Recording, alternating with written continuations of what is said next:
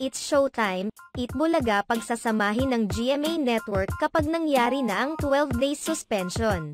Mainit na pinag-uusapan ngayon sa social media ang umano'y posibilidad na pagsamahin sa GMA Network ang mga noontime show na Eat Bulaga at It's Showtime. Sakaling matuloy ang 12 days erang suspension ng huli. Nag-ugat ang haka-hakang ito nang bisitahin ng mga GMA bosses ang Kapamilya Noontime Show, kasama ang mga head ng ABS-CBN. Kasunod nito, binisita naman ni GMA Senior Vice President Annette Gozon at Sparkle Vice President Joy Marcelo ang noontime show na Eat Bulaga.